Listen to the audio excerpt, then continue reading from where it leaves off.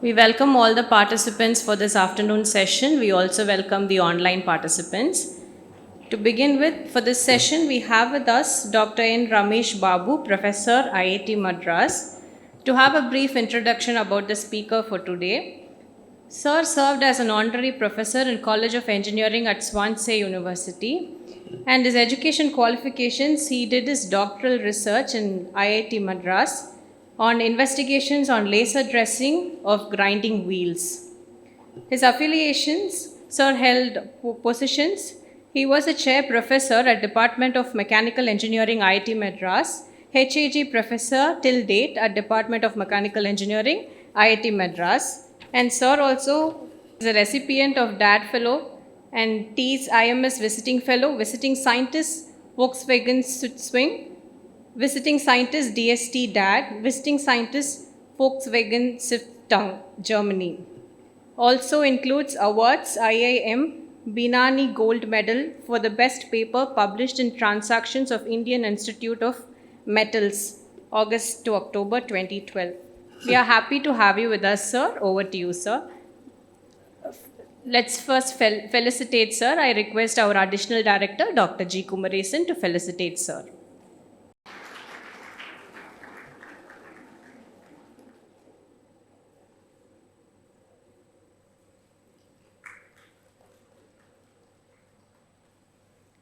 Thank you, Professor. So, good afternoon to everyone.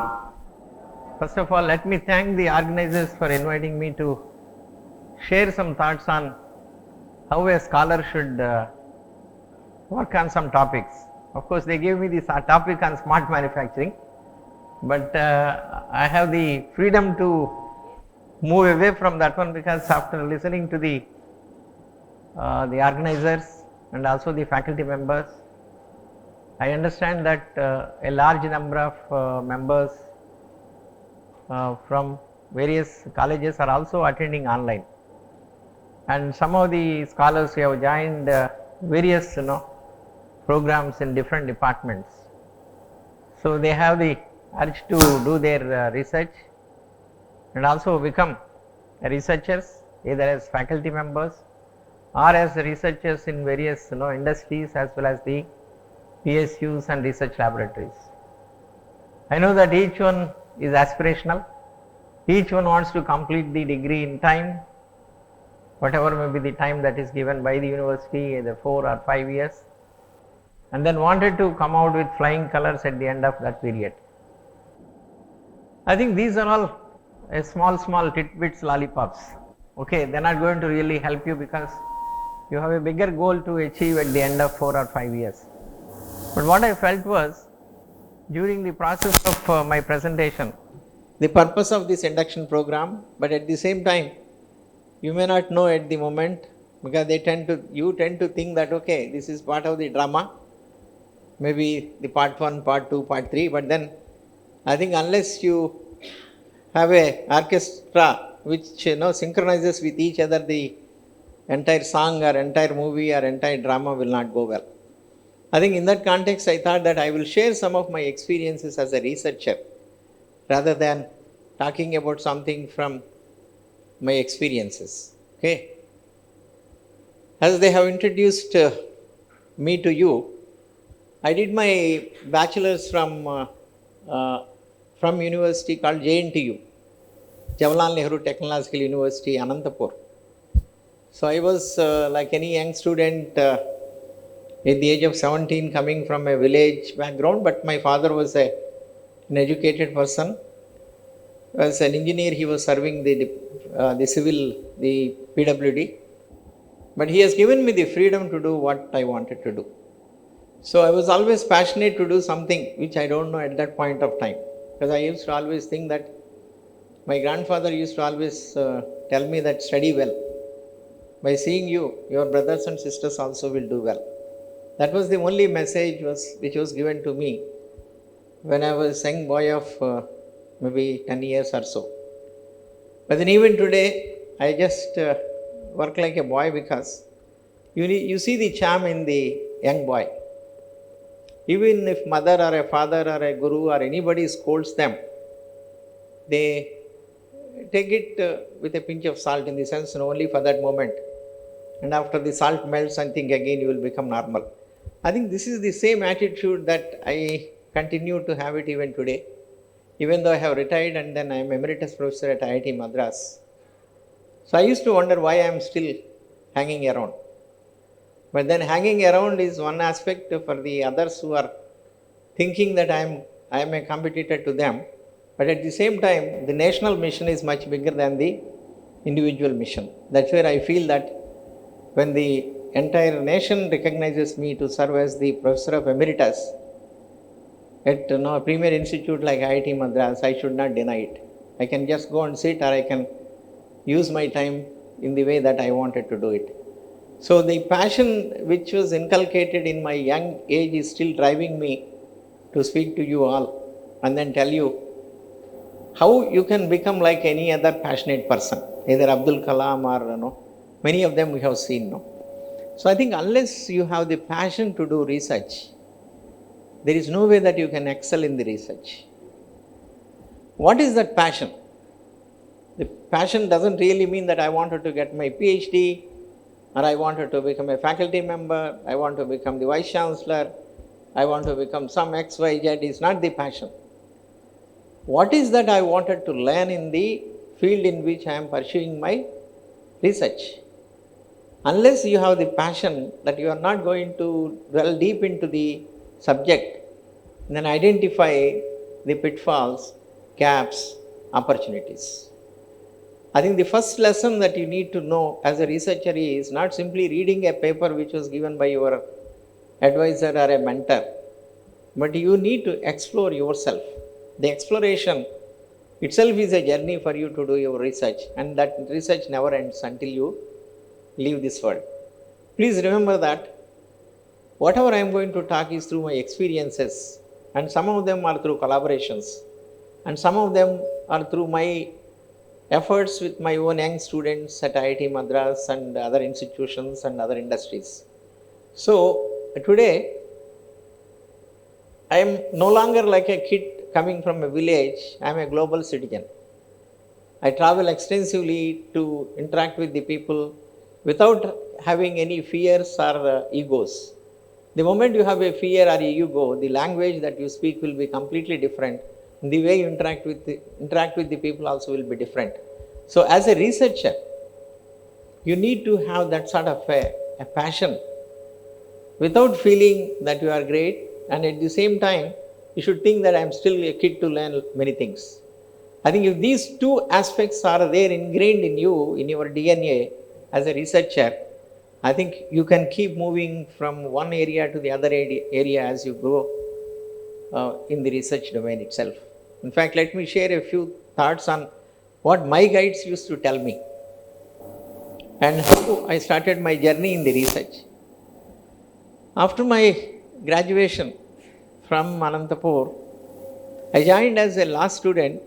Out of 120, my roll number was 108. But when I came out from the Department of Mechanical Engineering with 62 members as the students, I was the first ranker. It was a 5 years program. But what was the secret of my success? Relentless effort, hard work, not worrying about others who are making comments every day. Every day people will tell you, every day something will be haunting you, saying that why I have joined for research. What am I doing here? And sometimes you think that it is all wasteful exercise, that you are doing it from morning to evening, and at the end of the day you see that there is no light.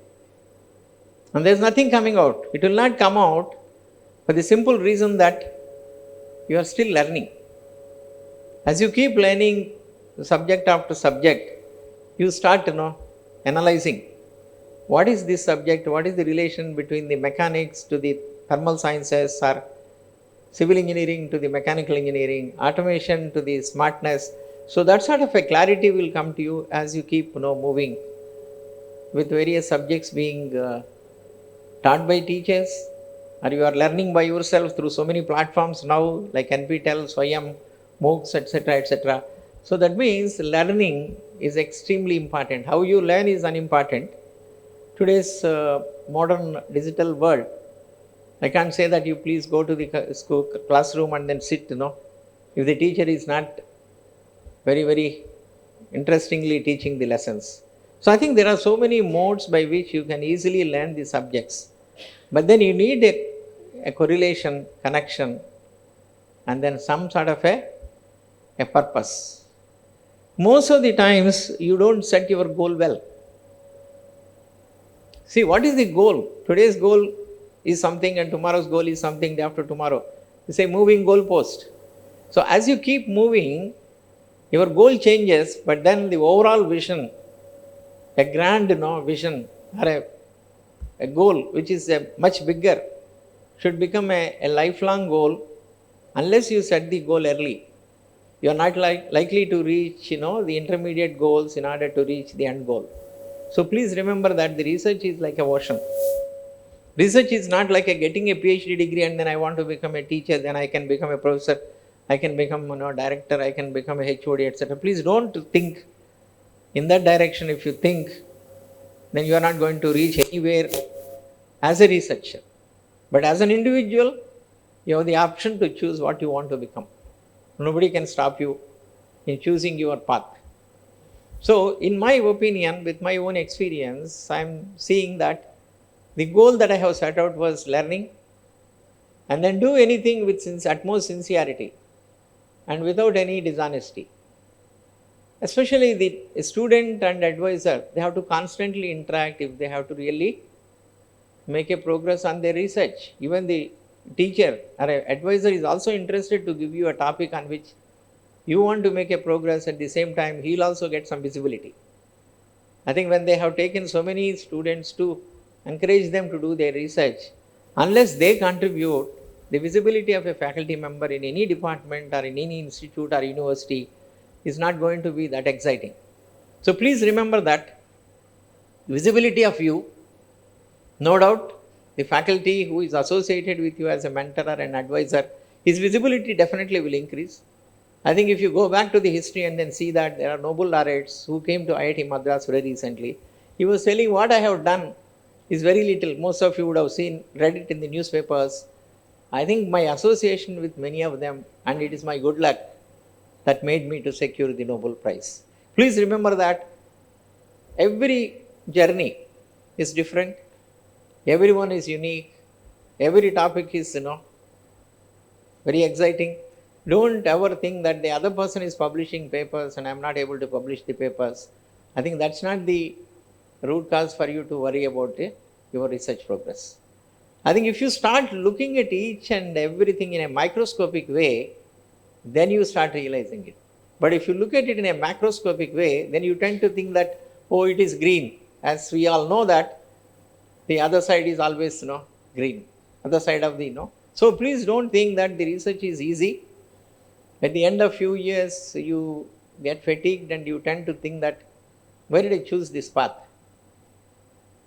Path is very difficult, but at the same time, it will be fulfilling if you enjoy the journey. So that is where I was in ISRO as a scientist. I went to IISc Bangalore to do my masters. Again, there was a tough examination. They used to have only CPA, Common Engineering Postgraduate Admission Test. Very few, only 25 to 30 people are given admission in IISc. It's not like a gate wherein many of them can get into IITs or NITs or something like that. It was not like that. But it was a tough journey, but then I took it up. I didn't know I have gone through this tough journey and then secured the admission. But then it's a journey. Then I came out with distinction. I got placed in the DRDL. I went to ISRO as a scientist because I liked that ambience. And then after 1 year, again frustration.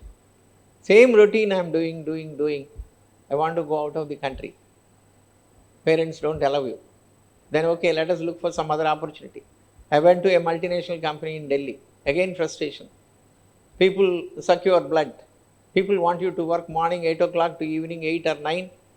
But that's not the issue, but they don't give you leave to come to your native place and then see your parents and brothers and others. So I think this sort of a frustration, you will always have it, but then you have to bear with it. So once you commit, you have to take the commitment and then do it.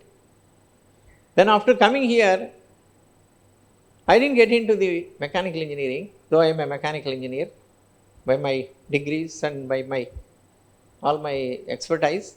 I went into the physics department where I had an opportunity to work with one professor on the lasers and their applications, because I was always fascinated by lasers, because I did my project with my professor in IASC, how to build a laser, solid state laser. I think those of you who are from the physics department will understand. Building a laser is not an easy job. It's a mechanical, electronics, optics, and many other things. But then I did some small part of it. Then I was excited and fascinated by it. Then I just went to the Department of Mechanical and asked my professor. That professor said that, no, you have some experience in the lasers and I have a problem in the mechanical engineering in manufacturing. So let us see whether you can attempt that. So always, the research is not unidirectional. It's like omnipotent, no? So like a Brahman. So everywhere, you have a problem to solve. So I just took the problem given by him. He gave me a small stone. I think those of you from mechanical, or even otherwise, you know that, the emery stone. So it's called the grinding wheel. So the grinding wheel is normally sharpened or resharpened. If you see the industry, you will see the grinding is the last operation to finish the job and to make the component to the tolerances and to get the real form and finish, etc. So he told me that, look, I wanted to use the laser to dress the wheel. We call in mechanical engineering dressing, truing, sharpening, resharpening, dressing, etc. Then immediately I said, okay, I can do it. What do you mean by dressing? When the wheel is rotating at some speed, you are moving the diamond, single point diamond as a dressing tool, and you are moving it across the width of the wheel. So what happens is it generates a helix. And because of this helix and the depth of dresser into the wheel, it will remove the particles which are randomly positioned on the wheel surface, and then it becomes a sharpened. So that is how the journey started. I didn't know anything about the dressing. I know only something about the laser.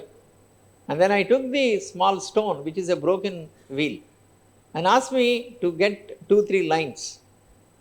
Then I drew a line by moving the slide and focusing the laser on the small wheel or a small piece of stone. And then immediately I took it to him, and he has put under the profilometer, and he took the profile and said, yes, it is working. Now you make several lines. I just brought it. Then he said, now you have to make a setup. I can't bring the laser from the physics department to the manufacturing division. So I just made a setup in such a way that the wheel can be unloaded from the grinding machine, mounted on a fixture. Then I did the dressing, and then it became the research work. So I did all the studies like imaging, SEM, microscopic analysis, etc., etc. So in this sense, you please be aware that no research problem is a direct problem. If it is a direct problem, it is only replication. Many people can replicate it.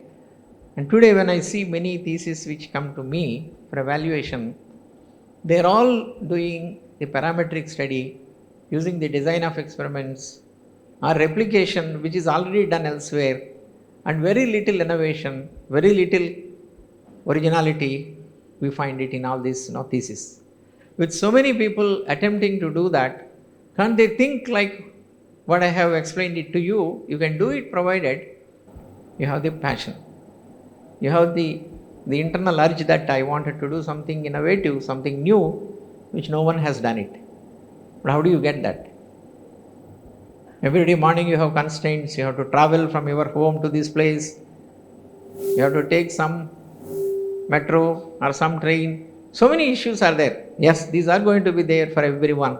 You talk to every researcher, he will say thousands of problems he would have faced it before he has reached a level of perfection. So this has led me to direct my students in the same way, and I have guided about 25 PhDs. They got their degrees. They are all located in all over the world at various universities as professors and various laboratories as the directors. But then what gives me the satisfaction is that I have guided somebody who has who is doing something which is unique and which is novel. I think what a professional feels at the end of his journey or her journey is that fulfillment and satisfaction that gives you. If you ask me, how many crores I have amassed? Nil. How many houses I have got? Nil. I don't have a house also. I'm still building something with my retirement benefits. So please remember that the fulfillment in research is through your own internal satisfaction, and which nobody else will be able to see except yourself. So I think that is what I mean by the passion. That is what I mean by the inner urge or inner call. So I think it is always better to examine yourself right from the first day, instead of wasting your time without posing these questions to yourself. Why I am saying this one is, you want to do it in the smart manufacturing. I'll tell you in few minutes. You please stop me when you are, at least give me 15-20 minutes so that I'll show them what I have prepared it for the audience. Otherwise, it can be like a slide presentation which gives them a boring feeling that what this man is, something. No, so that's why I deviated from the path which they have asked me to do it, which I didn't want to do it by understanding that the audience are of varied background, and I see people with varied ages and varied interests, so I need to address all of them. So I felt that I'll just go out of the way and then talk to them. So I am running a center. If you see, maybe you can put up the slide. I am running a center now. I will slowly tell about that.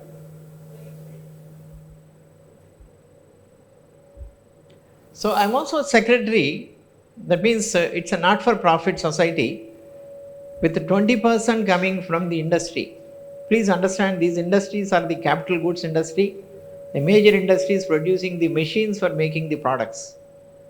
And today, Apple, Foxconn, or Lucas TVS, Delphi TVS, all of them use those machines for producing the products like nozzles or carburetors or any of them. So I had the opportunity to collaborate with them freely without having any hiccups and with an egos and prejudice. If you start having it, then nobody will come to you and talk to you. The moment you talk to them in your own language, they don't understand. So you have to go and then understand their problem and speak to them in their language. Then I think the problems will become much easier for you to solve, rather than thinking that this problem is a big problem, so I cannot solve it. I think every problem can be solved provided you have the clear pathways which are defined by you in collaboration and cooperation with the people with whom you are interacting. So the other message for you all is, don't think that you can solve the entire research problem. The one source is your own supervisor or your own advisor. But there are so many students who are doing research in the labs, in the same laboratory, neighboring labs, neighboring institutes, or neighboring universities. Please collaborate with them in whatever way you can, understand what they are doing it, whether your research is different from what they are doing it, or you want to replicate it, or you want to innovate it. And these are the things I think which should constantly haunt you and enthuse you. So if you don't have that sort of a curiosity, I think you should put a break and then say, I'm not fit to be a good researcher. Though they may say that I have to promote it, it is not promotion. You have to promote yourself first. Unless you have the fulfillment, you don't see the value of the PhD or value of the MS program or whatever we give it. So please remember that the value enhancement depends on you first, and how you interact with the environment next, how you utilize the resources available in and around you. Though you would have studied a paper from some journal which is the top-notch journal, maybe Nature or something, don't assume that all those things can be done here without the facilities, without the right ambience, without right guidance, and without right ecosystem where you can interact with them to solve the problems. Yes, every day we see the newspapers on quantum computing or excellent communications and Wi-Fi. All of them can be done provided you understand what is your knowledge, how well you can really penetrate into those areas with your own internal urge to learn, and then constantly updating your knowledge is a must. I think it is like a The sleepless nights you should have it. Doesn't really mean that you have to spoil your health. Relentless, urge you should have it. Doesn't mean that you stop eating. But I think unless you have this sort of an attitude within you, see, you may break for a few days due to some reasons. I'm not saying that you should do it, but then it should not stop there, and you should not pick up another problem and then say that I will try to do another problem. So most of the times they'll keep playing for some time, and then after you play and after you don't succeed, then the blame game starts. And once the blame game starts, then the cooperation stops. And once it stops, then you get fatigued. Once you get fatigued, then your interests dwindle down. So please remember that the university setting or the lab setting or the professors and the associated student setting is one side, but your own internal setting and external aspiration and behavior is another one. You please remember, you have to check all these things before you actually make any progress on that one. And probably many of the professors who have come from different departments would have given how the research should be done, how to write a research paper, how to search the literature. All those things are methodologies. So, but then there is something which is creative and which is innovative. How do you inculcate that? I have a 3-point formula. First, awareness. What I have been telling to you so far is be aware of what you have. Aware of what your professor has done over the last few years or a decade, or the people with whom you are going to get associated in the doctoral committee, or as advisors and mentors, or the neighboring people. So you are actually learning from each of them. That is called the awareness. Most of the times we tend to stop there only. In most of the schools and colleges and universities, every teacher is giving you some messages. Every teacher gives you the syllabus, curriculum, but it doesn't take you anywhere. You will complete the course and you will get a grade. Getting a grade doesn't mean anything. If you are good at memorizing it and reproducing it, and if the questions are in line with what the teacher has taught you, or it is taken from the syllabus which you have covered it thoroughly, but it appears to be very nice and you will secure a S grade or a top grade. But that doesn't take you anywhere unless you go to the next level. That is called the analysis. What do you mean by analysis? It's not a finite element analysis or a computational fluid dynamics or DOE etc. or a regression etc. It is not that analysis. In every problem there is something which the others have done it. And there are certain things which have developed over a period of time historically. And where we are right now and why we have not been able to visualize that at the beginning. Yes, everyone thinks that what is this, what he is saying is known to everyone. No, the technology has developed, the tools are made available now, the systems are available, infrastructure is available, and today when you are talking about the smart, it is nothing to do with the manufacturing, smart cities, smart homes, smart transportation, and smart people, and smart TV or smart refrigerator. Everything is smart provided you look at the technologies involved in the smart. Behind the TV, there is so much technology. External to the TV, so much technology. All those technologies have become available today. They are available to everyone. That's why we talk about the smart home, smartphones, and smart systems. See, if they are not available and if their reliability is very bad, and today we don't talk about the smart homes and smart cities and smart transportation and smart manufacturing. Please remember that what I am going to cover is basically a philosophical way of telling you how a smart system can be built. And there are so many elements which I mentioned it. We talk it as an operational technology. You require a machine, you require some car or something, then only you can make it into an automated vehicle, then only you can make it into an autonomous vehicle. I think if you look at the progression which is going on over the last 6 to 7 decades is, we were operating the machines manually, we automated them, which is semi-automatic. From the semi-automation we have made them into automated. From the automatic we made them into flexible like a robots, CNC machines, our vehicles, drones and all of them.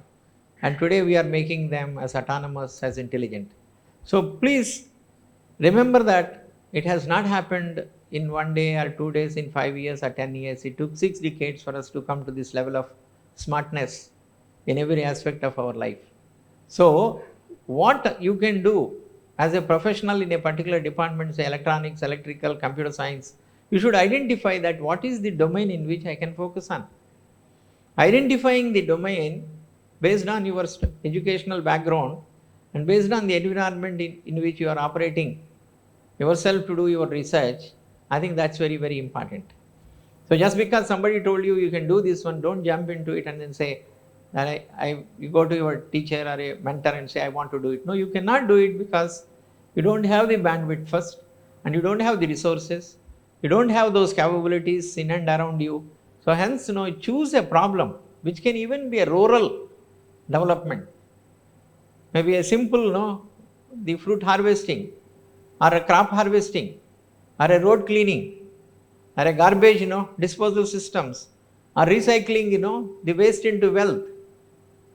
Or so much of electronic waste is being seen today. How do we convert them? Segregation, separation, identification of the good and bad. So if you see, enormous opportunities exist if you look inside and then look around you and then see that where I can really enter and then do the problem solving. I think that's where you can reach, the next level. So that's where I said the analysis has to be done thoroughly. After doing this analysis, you understand that what is the best for you to take it up through a clear metrics. In the sense here, if I enter into it, it may take more time, it may take less time. So you just identify the most challenging to the least challenging. I'm not saying that the easiest problem, but then least challenging also. Always start with the low hanging activity, which is the least challenging. You can showcase something to your guide and then say that, look, I've developed this motor which was developed by by some other technology, but I made it in this technology. I made this product by using this technology instead of using the other technology. So the innovations need not be on the scale that you are thinking, like I have to make in mobile or in communications or in the transportation or e-vehicles or hybrid vehicles. No. Every area, every domain, every region has their own problems, and if you address them using your domain expertise, using your background, then you will be able to really build something new, and that itself will become an innovation and a research which you can really use it for either patenting, publishing, or becoming a startup. So in India today, let me tell you, I was just doing this analysis when I was in USA last month. I attended a conference and then I came to know that about 4 million Indians are living in USA. That is the second largest population, the Indian population in USA. Just Google it and you will find it out. Then when I look at India, 1 billion, which is equal to 1,441 million people are living here. 4 divided by 1,441 million, you can easily get the percentage of 0.3. For 0.3%, 99.7% will always be looking at them thinking that, no, how do I go abroad? No, you don't have to go abroad. There are no opportunities there. I'm not saying that don't go, but what I'm saying is enormous opportunities exist here. And the next 20 years, we're going to cross the Chinese population. And at the end of the century, you will see that Chinese populations will be half of the Indian population.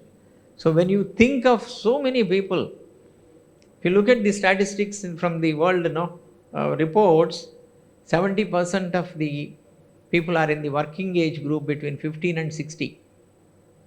What is that number? 1.4 billion into 67% is equal to almost 700 million people, or more than that.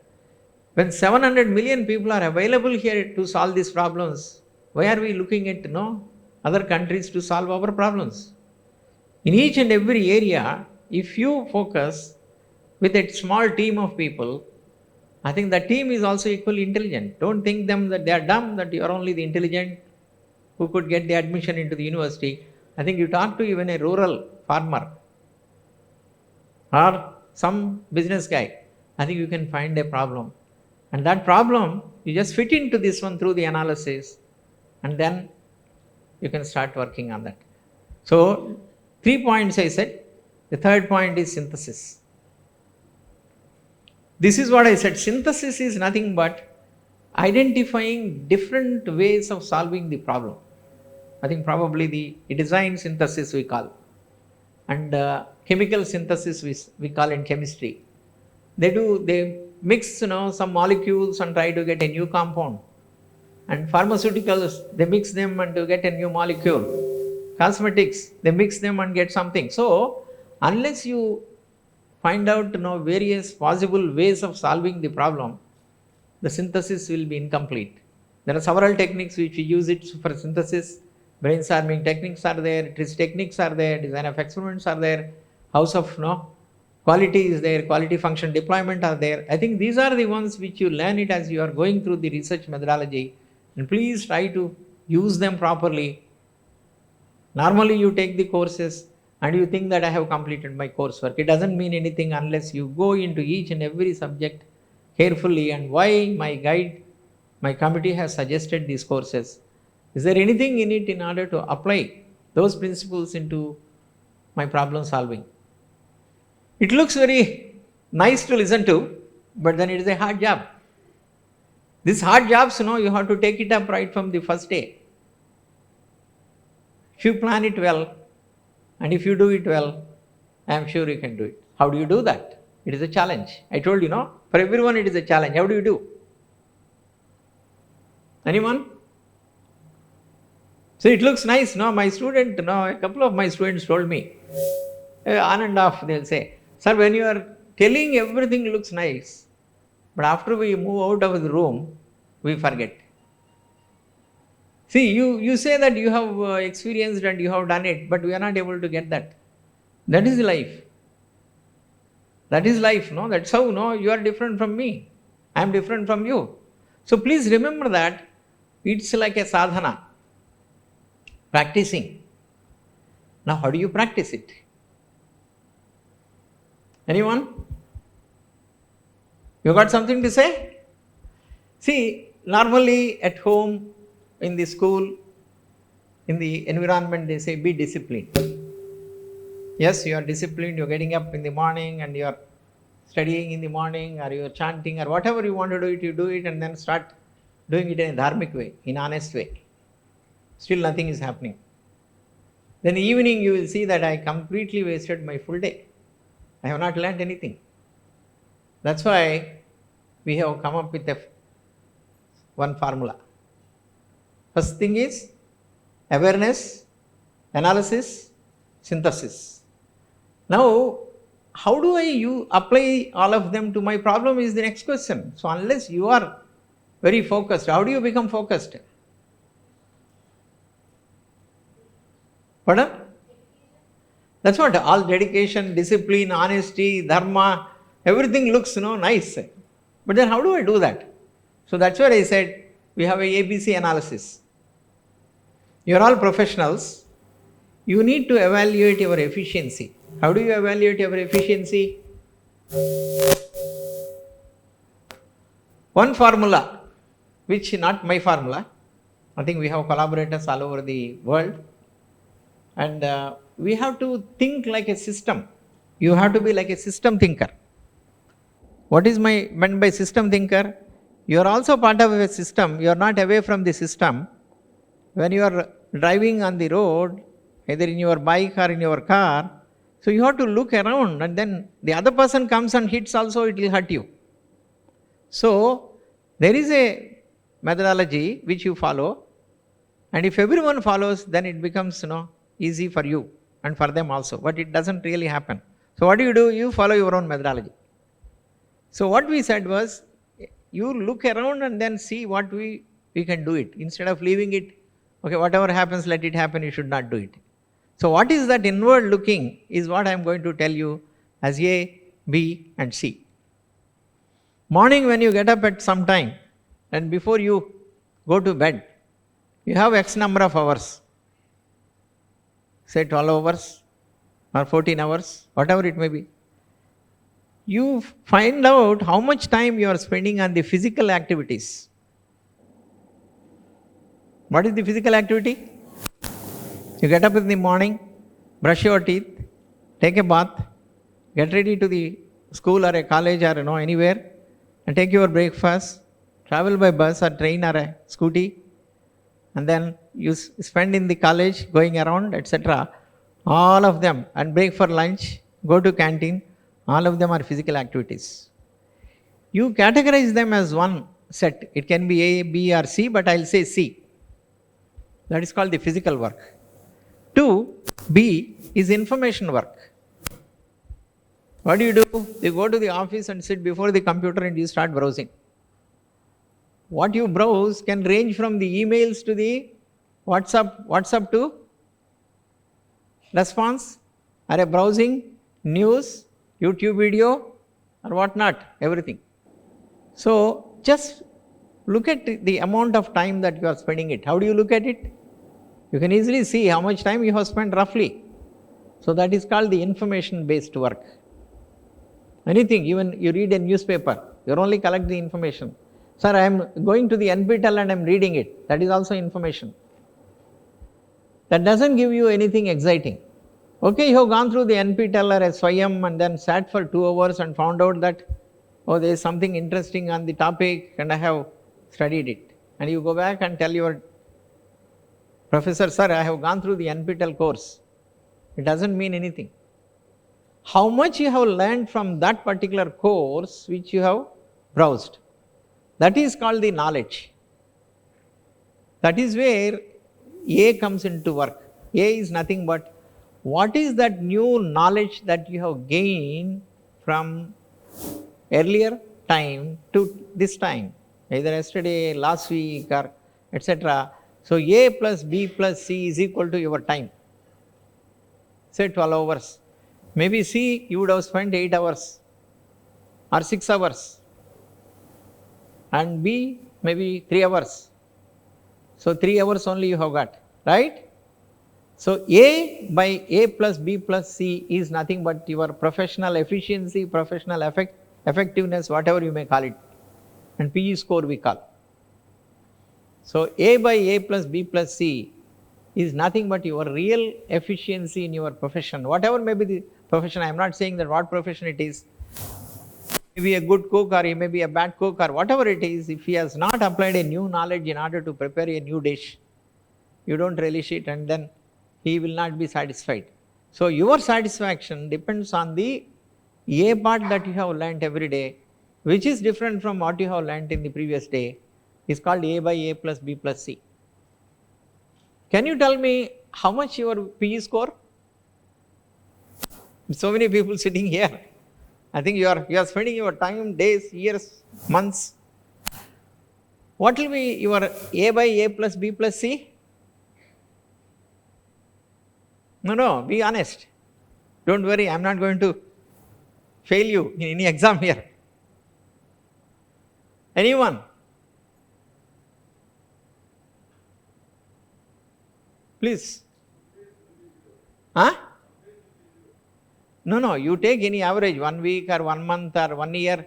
Don't worry, you take per day. So on an average, what will be your professional effectiveness score? I want at least 3-4. You said 1 or 2%. Next. Who said 30%? 30%. Okay.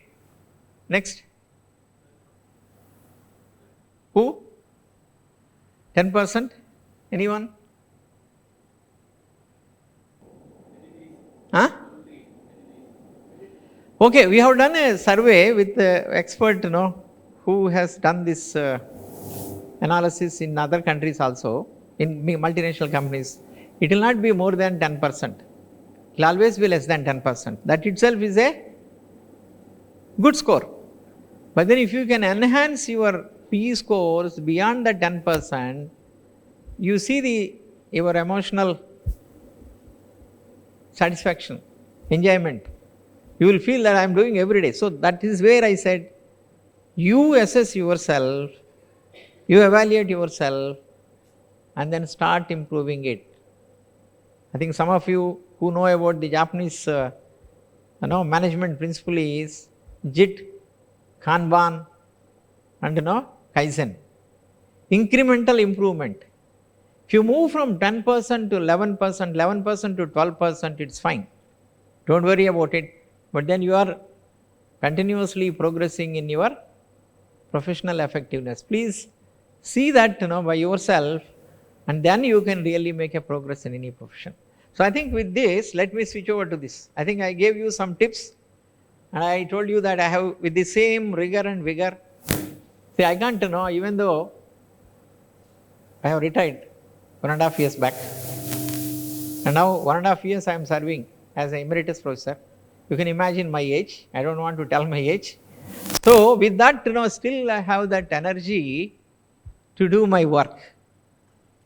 The food is secondary, sleep is secondary. If you have that urge to do something for yourself, not for others. Because I just wanted to do something which can enlighten the others, through which I get enlightened, because they are all enjoying it. So the same way, the research that I have pursued it over the last 4.5 decades, I told you 80, in 2024, from ISRO to till date, I have set up this center which I have mentioned it on that one. I will go through a few slides which will give you something. I think some of them, maybe directly or indirectly, you will see them. You want to transform yourself into a better professional, for which you have chosen this path of doing research, wherein you don't have any hiccups. If you go to a production, every day they will ask you, have you completed? If you have not completed, you complete it. Otherwise, your professional efficiency, they are assessing it through different methods. But if you do it in research, I think the joy with which you will work, the joy with which you will make progress, and the joy with which you lead your rest of the life will be phenomenally great. So I think what I have done, can you go to the next one please? So I think before we go into the smartness, why do we talk about it today? I told you, technology is progressing over the last 6 to 7 decades. And today, everywhere the smartness, Industry 4.0 is nothing but the smart manufacturing. Then, to realize this Industry 4.0 all over the world, I am not talking about only India, all over the world people are facing more or less similar problems, which I will enlighten you or just give you some insights into this one. So, unless you have a holistic approach, which is called the system thinking, you can't work alone in the modern world without knowing the strengths of strengths of other technologies, strength of other professionals. So the first one deals with the system thinking. Second one is the transformational skills. I told you, unless you transform, don't expect the others to give you something. Don't expect the guide to transform you. How you can transform? Unless you transform yourself. That's why I have given you the ABC analysis. Then the innovation. I told you, if you do only awareness, I am aware of it, sir, I am aware of it. Every student, whoever it may be, whether a small, at the age of 21 to 60, they come for doing their PhD. I'll tell them the moment you come to me, you are a student. You may be the director or a vice president or somewhere, but then in front of me, you are a student. I will treat you like a student, you should treat me like your guide. That means that sort of a respect, if you don't give it to your guide, and he says, I know, sir, I know. Yes, definitely you know the details of the topic on which you are working, but then the guide knows much more than what you are doing it, because that is called we call it as a lokajnanam, in the sense, you should have the broad awareness of what is going on in the world around you with your contacts and with your interactions. So the innovations will come through the awareness, analysis and synthesis. So how do we have done it? If time permits, I'll show you the case studies, because I know that the audience are from different backgrounds. I think this is in-house built solutions for the industry, and that's why they respect our team and our center. And if any of you have a time to visit my center, it is there in the research park, IIT Madras Research Park. You just take a U-turn from the Tidal Park, enter into the Ramanujan IT City, and you come to the ground floor of a B block, and we have a team of about 20 to 30 people. We are encouraging many youngsters from various schools and colleges also to come and spend their 2 months to 6 months, and they can create innovations. You can see that they are building the autonomous mobile robots and smart solutions. So if I keep on narrating all of them, fruit harvesting, it's funded by some Jamindar who wants to have this fruit harvesting, etc. Why I am saying all that with my abundant experience in each and every domain, I want to tell you, you have a huge potential to innovate, but you are blocking yourself. You are not seeing the light at the end of the tunnel. Please open up your eyes, analyze yourself, find out the innovations through the synthesis. That's where you can really become one of the leading. I want these 67% of the people who are in the working range, irrespective of the age between 15 and 64, if they start innovating it, you can imagine what will be the opportunity for this country in the global scenario. I think you are all global citizens. Don't think that you are from X state or X village or something. We are all global citizens. We are all completely connected. The entire world is connected. And the moment you think in that direction, the opportunity is immense. Now let me go to some of them. I don't know what is the time which is given to me. 3:15. No, time is there. Okay. Now I can just focus on a few special things. Again, I didn't want to be very technical, deep technical, but I'll give you the approaches which you should follow if you want to build it. I think I don't want to read it out. If you Google it, there are hundreds of definitions which are given to the smart manufacturing. Reports and reports every day you will see. So you get thoroughly confused. You don't know what you have to do it. Smart manufacturing is one topic. Smart homes, smart cities, smart transportation, smart vehicles, autonomous vehicles, and number of things. Where do you go? Whom do you ask? So we thought that we have to remove this confusion. We have to give them some awareness. So I think without getting into it, we have factory versus the smart products. You have got a mobile is a smart mobile. Factories in which the mobiles are produced are lights of factory. Fanuc has got a factory in Japan. Without lights, the factory will be running. All robots, autonomous vehicles. So that means you have systems which are made into smart by using several technologies. I don't think that you can work on such topics because it's very difficult.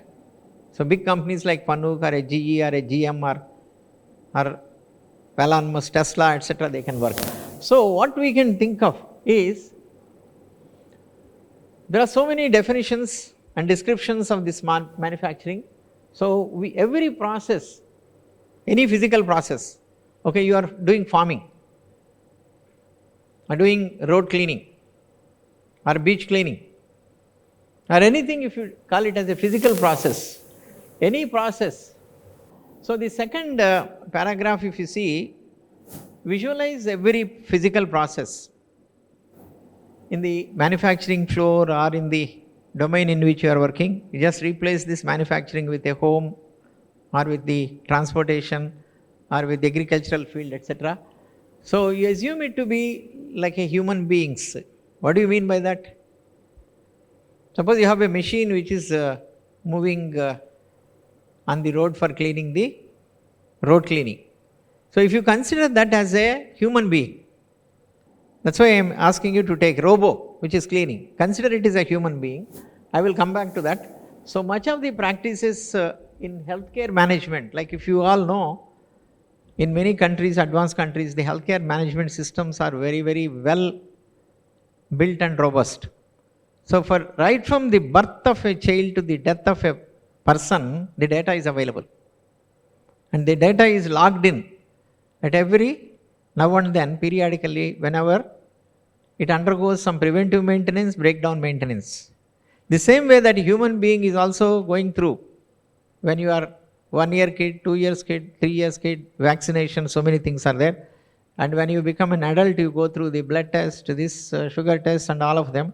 In the same way, if the machine gets into some maintenance problem, then they will go through some tests.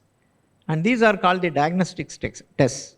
And even when you become old, you go through the master health checkup and you go through the CT scan or MRI scan depending on the need. The same way, if you consider any machine, any system which is moving in the physical world, and mimic it to human being who is going through that. In the next slide, I'll show you what are those things.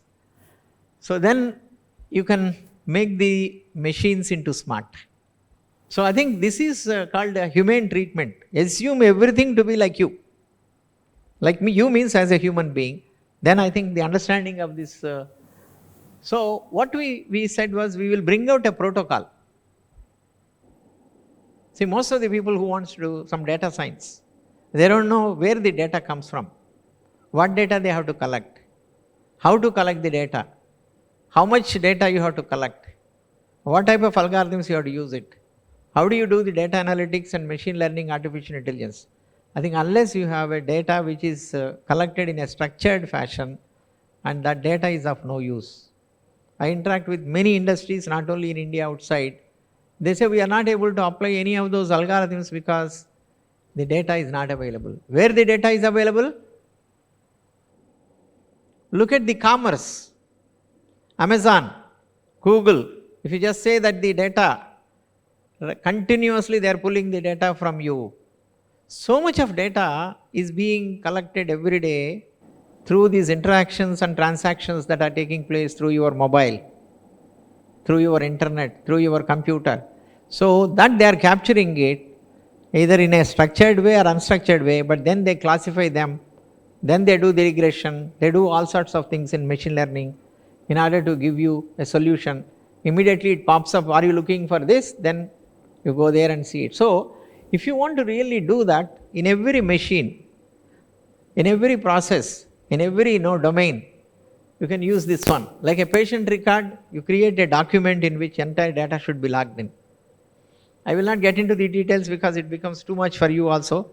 Then as the machine is being run in the factory or at home or in your house, you keep maintaining some database as a process history. And what are the components you have machined on the machine.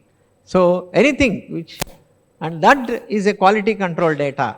How many parts are good, how many parts are bad, etc. Then you say the productivity. So if you try to do this one data from the routine usage of the machine or a usage of the system, then you are going to get into the next problem. Sometimes it gives an alarm. So it is like alarm, you just suddenly feel, uneasiness or pain or a fever.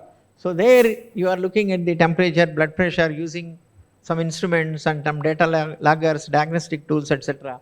That's what we call it as a in-process signals, etc. Then after some time the machine becomes old, the human being also becomes old. So then you get into the advanced diagnostics. Then you suggest the solution either through the experiences or through the databases or the expert systems, etc. Then you create the health check reports. Today we talk about the factory display systems, factory information systems, and management information systems. So all these things are developed in order to show how many machines are running, how many robots are running, how many people are working, how much time they are working. All these things is nothing but the health check report. Then if the problems are there, how do you manage the production, how do you manage the systems, and then only you finally come out with the overall equipment effectiveness, OE, etc. So whatever we talk in production management, everything is being translated into a digital world, digital transformation. So in order to transform the machines into smart machines, the key word is a digital transformation. You have to transform those systems into digital systems wherein the data is available, data is captured in one way or the other. So I think let me tell you, for the benefit of those who are from the engineering background, especially from mechanical, electrical, electronics, or any area, you will see the world is moving from Industry 1.0, where the mechanization, we have seen the steam engines, and then turbines, and many mining machines, textile machines, which are operated, by means of human beings. If you go to Kanchipuram or if you go to somehow Tirupur and other things, you still see them. And today we have come to Industry 3.0. Everything is programmable automation, using the computers, using and mobiles, everything you can control them. And we want to go to the next one is converge this IT, information technology, with the OT, operational technology. What I have mentioned about the entire protocol is for the operational technologies. It can be a machine, or it can be a robo, or it can be a computer, or it can be textile machinery, etc. So when you apply, you can see so many technologies are associated with this smart manufacturing, like robotics, internet, data analytics, machine learning, artificial intelligence, augmented reality, virtual reality. These are all the technologies where everyone can participate. I'm not saying that only mechanical engineers or electrical, electronics or civil engineers or chemical engineers. Everyone has a role to play because they have their own operational technologies and they can be converted into smart technologies.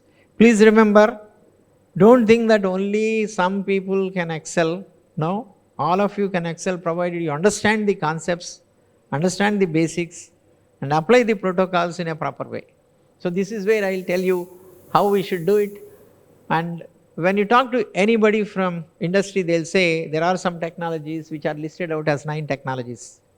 You don't have to really work only on those 9 technologies. In each technology, there are hundreds of technologies. So you can see the domain for research is enormously huge. And in your lifetime, you can't even perfect one of the technologies. So that is where the opportunities are immense, huge. So now why this is happening? I think you can see that in 1960s, 70s, when we are doing our graduation and schooling, only mainframe computers, then workstations, mini computers, then personal computers, and today palm tops, mobiles, everything is. So if you look at the last one, beyond 2000s, there are so many computers which need to be interconnected. If you want to connect your TV, washing machine, microwave, refrigerator to your mobile, it is nothing but connected systems, connected factories, connected homes. So please remember that 90% of these computers are embedded. If you go to automotive, embedded electronics. If you go to the washing machine, the embedded controller. If you go to microwave oven, you have an embedded controller. So everywhere you have got embedded. It is not one, several. And if you take an automobile, several embedded systems are controlling the steering system, braking system, maybe speed control systems, etc., etc. So many computers, only one user. User can be vehicle, or user can be home user, etc., etc. That is the reason why we are talking about the industrial internet of things. You are connecting them, so hence you please remember that. Now I have already mentioned about the OT and IT. Without this operational technology, without civil engineers, without mechanical engineers, you cannot really automate we are working with the L&T. If you look at the OMR, they have to build it quickly. They are not able to get the right kind of people. And they don't have the automation systems. And they don't have people to build the automation systems. When they import those systems, they don't work here. So maintenance costs are very high. Then project no cost, project delays. Please remember that unless every engineer from every domain works with the automation and makes the systems into smart, this whole world will not become into a smart world.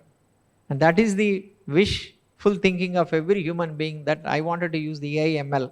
You cannot use it AI ML unless you have the operational technology, which is nothing but the physical world. Then you have got the cyber world, which is nothing but the IT world, where for awareness analysis, I told you, if you wanted to know what is happening to the machine, how well the machine is functioning, and that analytics will come only when you collect the data in a structured way, and then the decision making can become easier and it will become optimal. So please remember that the cyber physical system is nothing but the integration of OT and IT. Don't think it's something different, the cyberspace, etc. So now I think there are several models available in different countries, even in this country, in different factories, but you can see them once in a while. I suggest that the faculty members or some of them can take them to those factories and show them how they are connecting it. Voila, you take it, Foxconn, you take it, Apple Industries, and Lucas TVS, and Sundaram Clayton, and Delphi TVS, and TVS Motor Company Hosur. Everywhere there is an automation, there is an effort towards making them into smart, etc. Don't think that by sitting and reading from the textbooks and then from the papers you are going to become enlightened. Please remember that this is where I said you have to get into it. And now there are different levels. Whenever you want to solve the problem, don't make the problem complex. Split the problem into different levels. That's why I said, no, once you are aware of your strength, where are you? Are you at the connection level? Are you at the conversion level? Are you at the cyber level? Where you want to do your research is also very important. And as you keep progressing from one level, which is the bottom-up approach, then you will see there are levels. That's why I said you take with a low-hanging activity or a easy activity and then keep improving it. But you need to have a plan. You need to have a protocol. You need to have a structure in order to solve these problems. Of course, the Industry 4.0 is mainly focusing on every unit of a machine, right from the limb. If your eye is not functioning, you cannot see it. If your mouth is not proper, you cannot speak, and you are not able to hear. So every element in the machine or a system is important. And as a system machine, but then as a production system, if you want to deliver something as a professional, you need to have all the ingredients. So hence you networking them and putting them together to make a production system, you need to have the last one. You should organize yourself. Similarly, the machine should organize, self-organize, self-maintain, self-configure. That's what autonomous vehicles today, I think probably you would have heard that the project, was stopped because of the accident in Bay Area. So one person was, killed by the vehicle. Then they said, we have to put a stop to that one. So when you want to do this one, there are difficulties, but at the same time that you can really manage it, provided a lot of people work on that one. So I think, as I said that, each and every level, pictorially I am showing what is connection, the simple elements, conversion systems, then cyber, your fleet of machines, fleet of systems, you are managing it. Cognition, you are bringing a lot of data, regression, analysis, efficiency, equipment effectiveness, downtime, reliability, then configure. Finally, you say that now the entire factory should be lights off, entire factory should give a maximum efficiency of 90% or 100%, etc. That's where we say decision making. So we call such systems as self-configurable, resilient, agile systems. So I think we don't want to go into the old traditional factories. We want to be in the new era.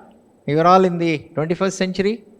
You need to have a thinking of completely customized. You want to have your own product. You don't want to use the product that somebody else is using. I want my mobile, my screen, my app, another thing. So more flexible customization, and it becomes more model based working, decision making.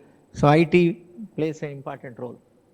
So I think let me give you one or two examples what we have done to showcase all these levels, or at least a few levels, so that you get enlightened. So then you can start working on that.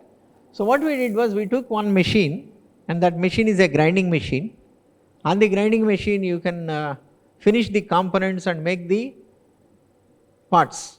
When you are producing these parts, grinding wheel wears out and you have to dress periodically. So how do we monitor the performance of the grinding wheel during the grinding in making the parts? Hope I made it very clear to you. It's a grinding machine, grinding process. You are making a product which is through the grinding, and you are using a tool which is a grinding wheel. So everything looks confusing, isn't it? So but don't worry about it. But then if you can think that it is a big system in which you are making some products, so that's where you can find all of them. So what we took is, this is the machine. So first thing is you need to have some configuration. I think the diagnostic system is actually focusing on something which is continuously changing. Which is changing? The wheel is changing in its topography. So we are diagnosing it with some, you can see the big picture of the wheel. The wheel surface, will become smooth. It will be loaded with some particles. Like, so when it gets choked, it will not perform well. So what we wanted to do is we want to observe the process. How do we observe the process? By using some sensors. Then obtain the signals by using the sensors. Then analyze them and find out what is happening to the process. Then control the process or enhance the process efficiency by dressing, etc. The same thing we can say: observe, analyze, control. Observe, analyze, control. This is where we see data coming from one part to the other part, one wheel to the other wheel, one system to the other systems. So when we talk about a big data is not coming from the moon or sun or heaven or something. It's generated in the factory floor, generated in every system being used. And if you can do that, then you can see a lot of benefit for everything. So it is simple. You don't need a big systems. What we did, I will show you in the next diagram. So what we have done is, this machine is a horizontal grinding machine. That means between the two posts, we call it as a check, headstock and tailstock. So we mount the part, and then when the workpiece is rotating, the grinding wheel is also rotating, and you are plunging the wheel into the workpiece and removing the material. And when you are removing the material, the dimensions will reduce, the finish will improve. So that's where you can see that entire thing will appear like a signal. It can happen to your heart. I think when you take a ECG or echocardiogram or something like that, so you will see that the entire thing is opening, closing, opening, closing. Only the doctor can analyze and then say something is wrong with your heart or valve, etc. In the same way, we wanted to find out what is happening to the process, how you can monitor the process. We have only two things. One is LVDT and power cell, but we require a diagnostic unit to collect the data. We need a computer with memory to collect the data, and we require algorithms. So basically, this is what we have built as a part of one BTech student for 3 months. Then he went to the industry and made it as a product. Then he went to MIT, not this MIT Chromeped, MIT Cambridge. Then now he is working for one of the topmost company making the chips and electronic devices. In the sense, the scope for each one of you is enormous if you learn this subject well. So this is where you can see diagnostic tools are nothing but the sensors. Then measurement of signals and collecting the data is called the data acquisition systems. Then you go into the data analysis. Then use your physics. Doctors are trained to interpret the signals, to study the signals. In the same way, engineers have to be trained to understand the process, signature. Those who are doing work on the vibration, if a rotating machinery used in the power generation, like a turbo generators or a turbines, when they are rotating continuously, the wear on the rotor will produce some sort of a clearance. Then it will start vibrating. It will become a chatter. So by using the condition monitoring of all those rotating machinery, we maintain those turbines to run continuously without any breakdown. In the same way, if you want to use these machines, because they're very expensive, the cost of each machine will be 2 crores, 3 crores, etc. And if you go to the Delphi TVS or you go to the Bosch, every year they'll buy hundreds of machines. So please remember that you have to identify the problem which is very, very important for the society. Don't choose a problem which everyone can solve it. Okay, this is the challenging problem, and that challenging problem, if you address it, then the knowledge that we get is going to be useful for many other processes. These processes are known as the critical processes. Heart is critical, that's why we go to the heart specialist. And the liver, kidney, and your gallbladder. So all those things, critical units, which are the ones which you need to monitor, for which you have got all the instruments, diagnostic kits, various things, etc. So what we did was, by using all that, I will not get into the details of how we interpret it using the physical modeling, then only data modeling. Don't jump into the database driven models without even understanding the physics behind the processes, whatever may be the process. Now I think what we did was, we analyzed them. This is called the analysis. By analyzing these signals, we can find out what is happening. I think we have solved many problems of the industry by using this one and then saying that, look, your process is out of control, productivity is so and so, change the wheel, put a new wheel. Dress it only at these intervals. Use the machine effectively. So hence, the analysis of the data signals, you are collecting it with simple sensors, is sufficient enough for you to analyze it. Don't think very big of, I don't have the acoustic emission sensor, I don't have the infrared sensor, I don't have thermal imaging sensors, don't think about it. Can you build them by yourself, so that becomes like a tool for the next batch of students, or for doing your own research at any other location. That's where I mean by the entire diagnostic system, which you can use it for inferencing many of them. So I think this is one. I think we have to try it out, several trials and tests you have to do it. What I am showing is various trials, and you can infer several things from this one. And we have also found out whether the dressing is proper, whether that is basically auditing. Say finance audit or technical process auditing, you have to do it. When you do the auditing properly, then you know that where are the pitfalls, where are the gaps. So I think from here, I think I didn't want to get into these details. So we have so much. Applied it to various industries which are using these machines. And when they want to switch over from one machine to the other machine, one cycle to the other cycle, we have given the solutions. And you can see several components, several types of machines. And this is the one way that you can use entire sensory system as a diagnostic system, an entire data collection system with analysis and inferencing and decision making as IoT based system. So don't think that IoT means, there is some I and O and T somewhere else. What I am showing you is a Internet of Things. Whether you call it as a IIoT, which is Industrial Internet of Things, or IoT, it doesn't matter.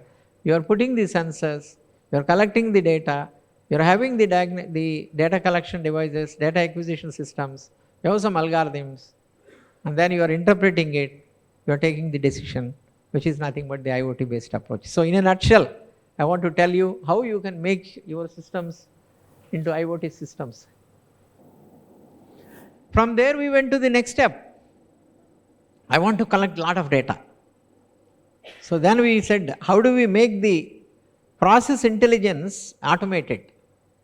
We are collecting the data for every component. Today steel, tomorrow brass, day after tomorrow copper alloy, next day nickel alloy. We are using the silicon carbide wheel, aluminum oxide wheel. So when you have so many things, we are collecting it in the system document, but we need to collect the data and put them in different compartments. That's what we do in the CAD modeling or any modeling. So I think this is a collaboration with many people, because unless you have a collaboration, we will not get the data. So we just started, and this is where we said the process intelligence. I think most of you know the supply chain management and ERP, enterprise resource management, etc. But there is a lot of scope for you to work on the process intelligence. Every process, it can be a chip making process, or it can be a TV, can be a grinding process, chemical process, or construction processes. Everywhere there is enormous potential.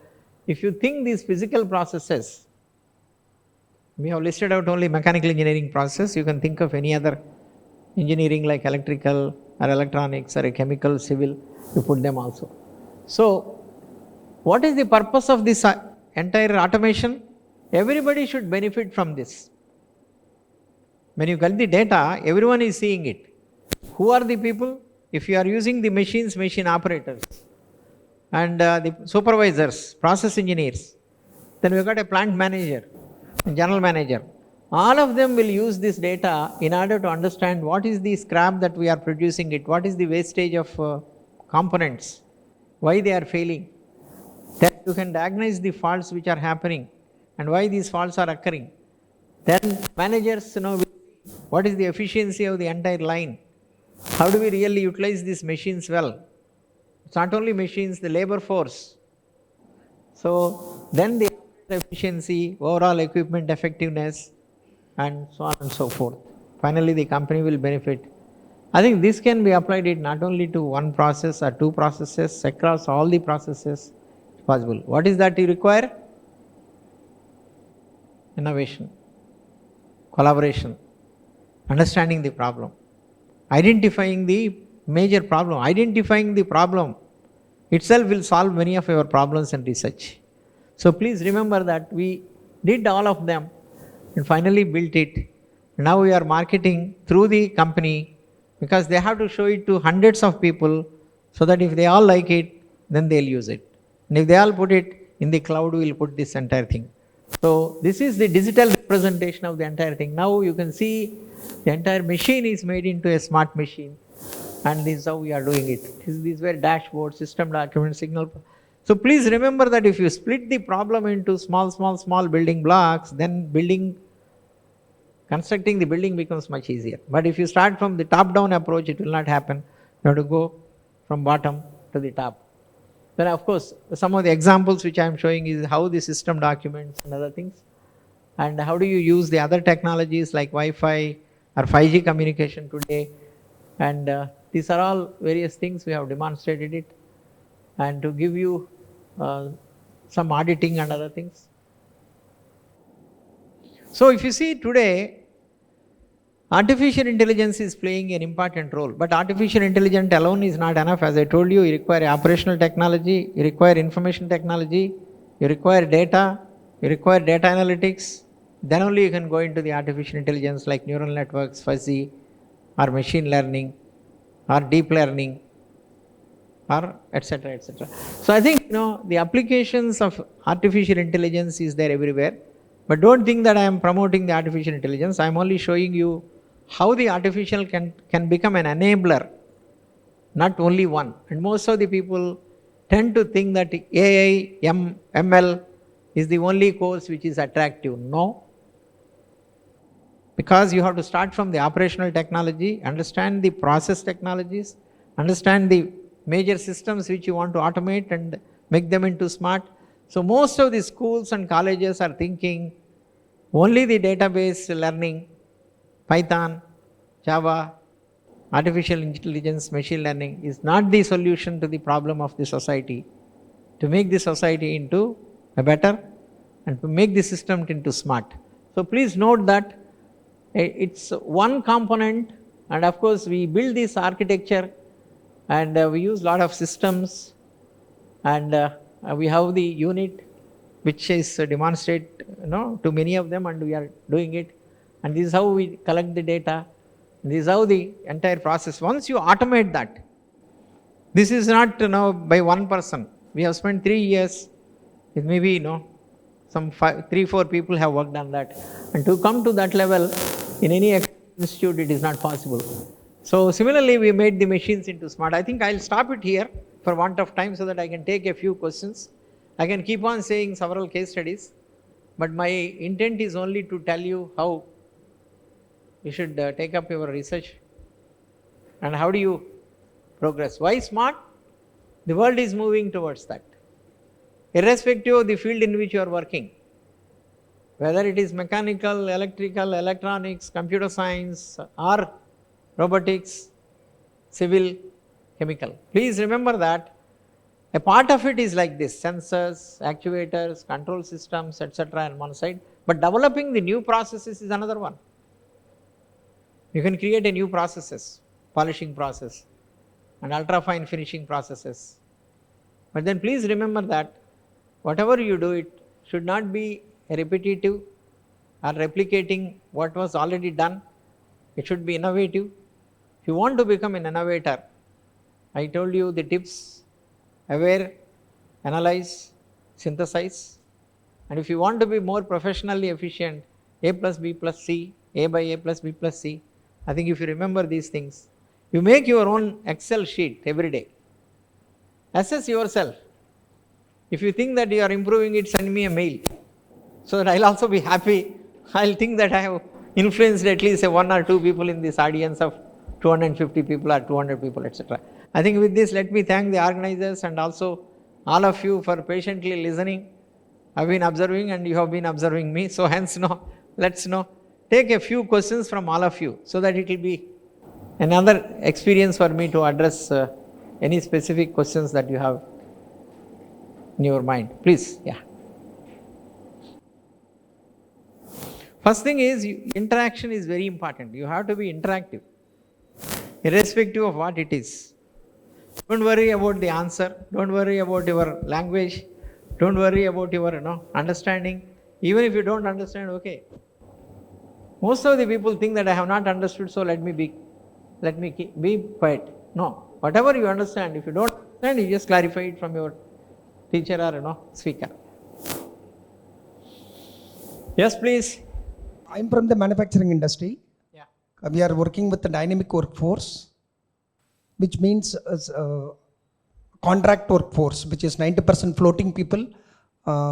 They will come for 2 years term, and then when the volume up, we will hire the people. Volume down, we'll send out the people. With this dynamics, we have a error in the manual error for in the grinding process or machining process. When they do a offset, how it can be leveraged, the artificial intelligence, whatever you are dealt with us in the first 1.5 hour, it was very impressive.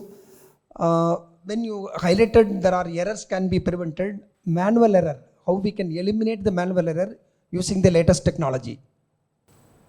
Yeah, I think there are different methods. I'm not saying that I will offhand we cannot give you solution. First, Yes, I have sir. to understand your problem. Yes, sir. I will connect you with offline, sir. Yeah. Please, Thanks. you can just connect with me. I am available in IIT. Yes, sir. And also, I told you in research work also, I'll spend half a day there, Yes, sir. half a day here. You are most welcome. My name is there. Yes, sir. You can Google it and get. I will give my card, sir. I will meet you in the offline, sir. After the meeting, I will be available for a few minutes. Yes, sir. You can exchange the mobile numbers and then interact further. Thank you, sir. Thank you. Sir, my question is actually similar to his, sir. In automation, is there any way to make foolproof system that can reduce errors? I think everything is possible. As I said that it is a journey.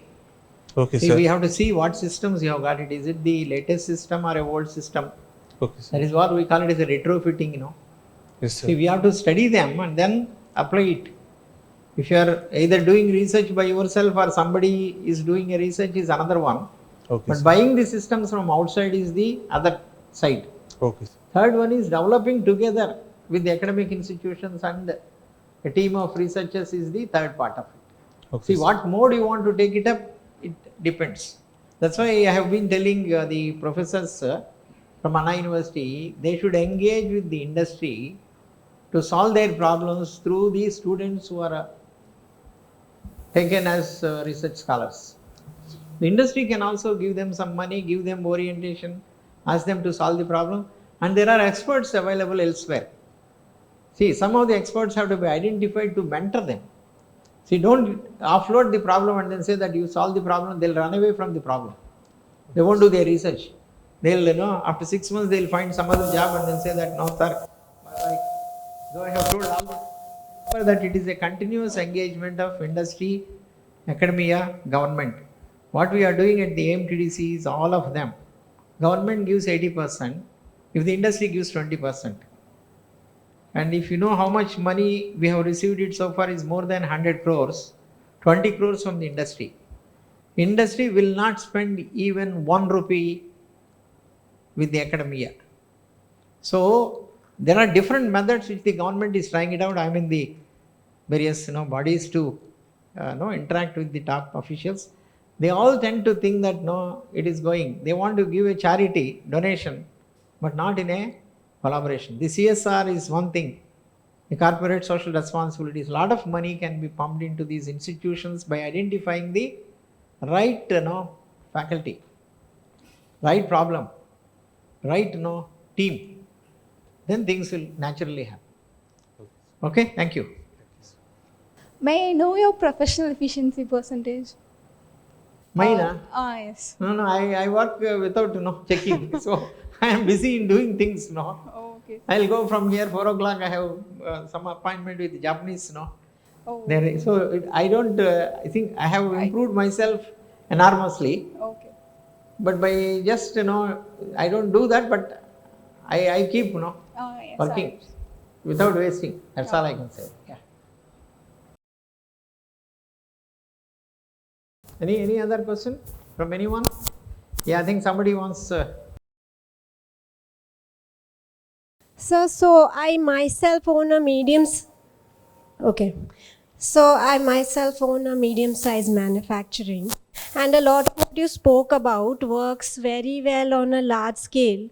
But do you ever see, like, especially in a country like India, where a lot of medium-sized businesses are also there, do you ever see all of this become cost-effective to the point, maybe in the coming 5 or 10 years, where it can be used more popularly, not Yeah. just say by an Ola or a Tata?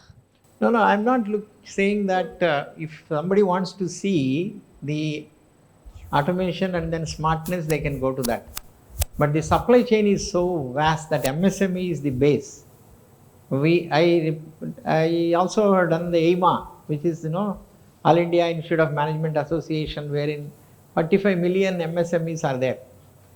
They are looking at the policy changes, some cost exemptions.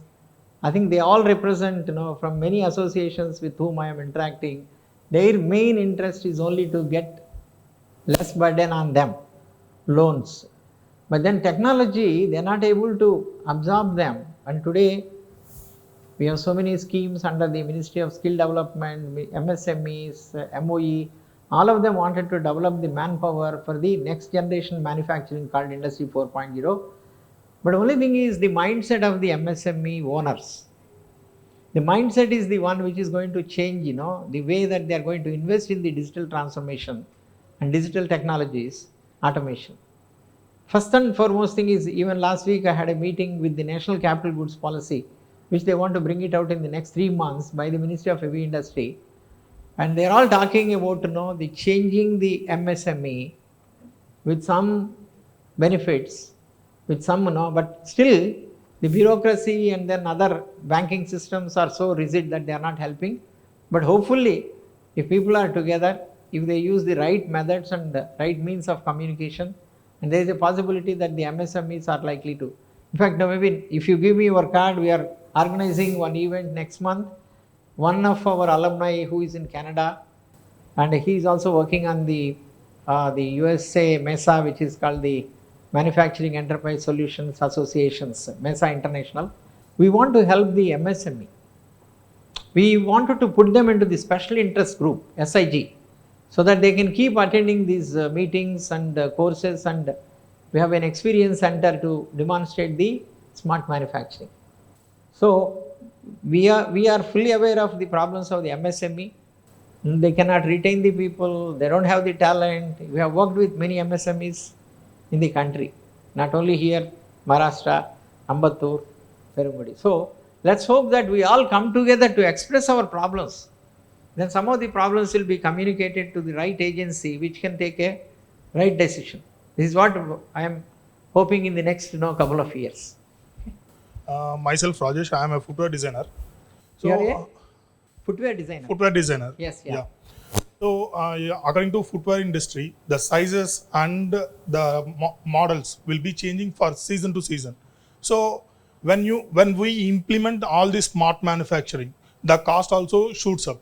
And also, traditionally, there is a system in footwear manufacturing.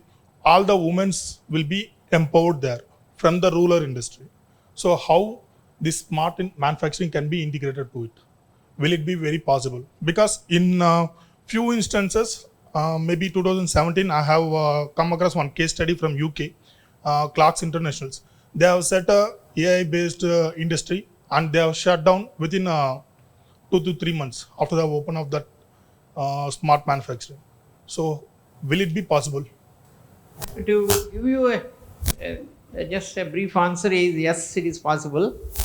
But a long answer is it depends on so many factors.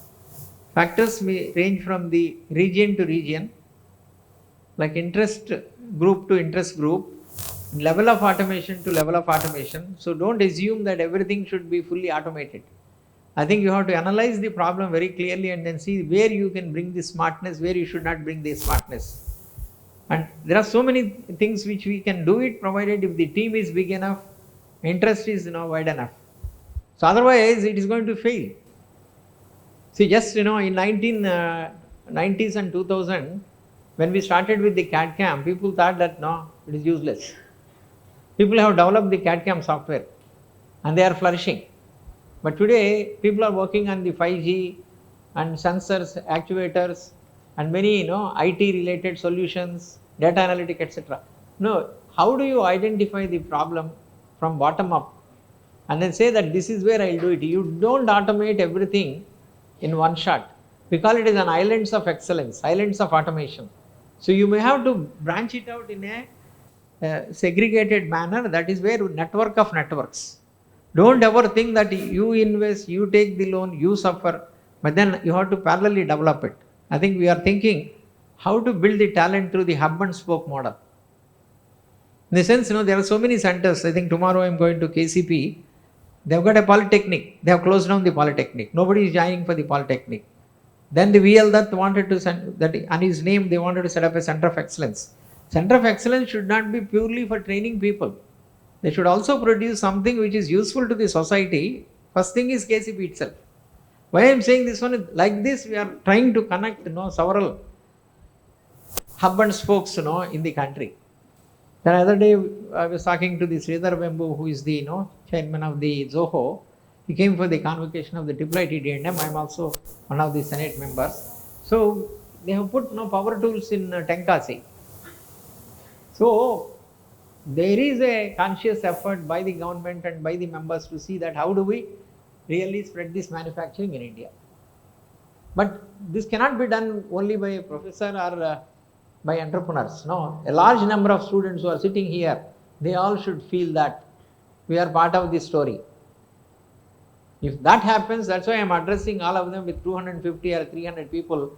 If they all feel responsive and responsible, they have to first respond to the call.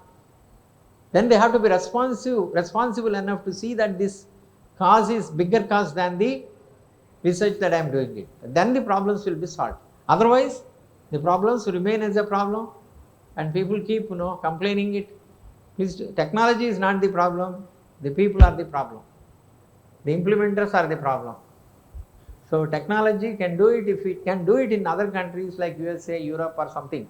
Or if it is not doing it, again there is a problem with the policy makers and the people there.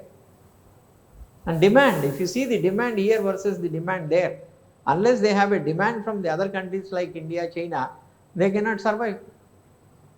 So that's why I said, yes, directly it is possible, but you have that sort of a appetite, I think one can work together. So then cost factor, sir? Cost factor. Sir? Cost factor. Definitely. See, we have to cut down the cost. That's why indigenous development. We propose that we don't want to import the technologies. We'll develop the technologies in India itself with our Indian people. See, for each these solutions which I have shown you are the indigenous solutions, not the imported solutions.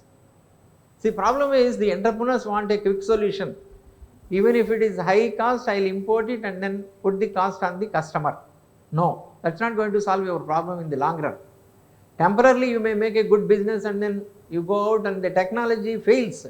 You realize that I cannot replace this technology with a new technology. The version to version, the technological changes are there. So I think unless we start with the latest version today, we will not be able to catch up with the world in the next 10 to 20 years. And the realization should start with us in order to build those technologies here. Okay, thank you. I think if there are no other questions, thank you very much once again, and then if there is anything that I have to say, just thanks. Okay.